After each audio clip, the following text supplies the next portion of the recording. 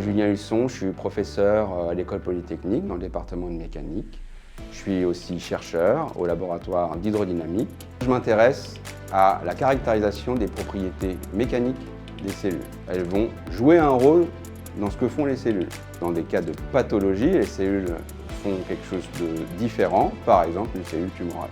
Et moi, je m'intéresse à savoir s'il y a une signature mécanique, un changement mécanique dans ce que fait la cellule ou dans la manière qu'elle a d'être plus ou moins dure ou molle, dans le cadre de pathologie.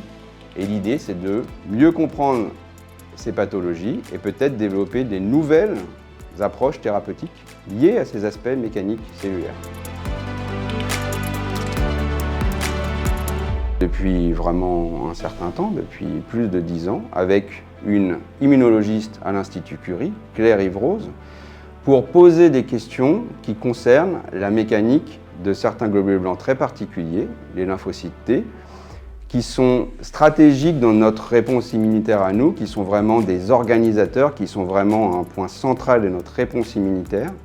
Nous, notre approche, elle est particulière, c'est d'aller prendre des cellules uniques, d'aller les faire réagir avec une autre cellule ou avec une bille avec des anticorps qui fait croire aux lymphocytes que c'est une cellule tumorale, et d'aller mesurer très précisément, très localement, si par exemple le globule blanc, en raccourcissant, il pousse ou il tire sur sa cellule quand il va essayer de la tuer. Ça, en fait, c'est vraiment comprendre la réponse immunitaire la plus élémentaire qu'on puisse imaginer, celle d'une seule cellule qui attaque quelque chose qu'elle a identifié comme quelque chose qu'il faut tuer. Et ça, c'est vraiment le cœur de la collaboration avec ce groupe de Claire-Yves Rose, où on s'est intéressé depuis longtemps à caractériser comment un lymphocyte T réagit avec une cible selon comment on le stimule, les anticorps qu'on met.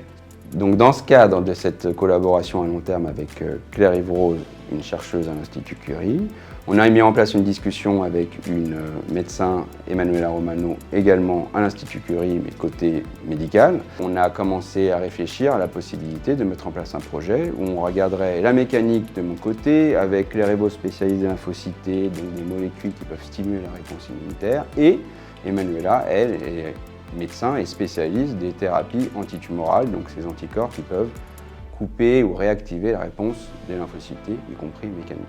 Donc dans cette discussion tripartite, on a eu l'occasion, en voyant les appels à projets de la BMI Sylvain, de monter un projet pour commencer vraiment et à regarder expérimentalement la réponse de lymphocytes T à des billes qui les stimulaient.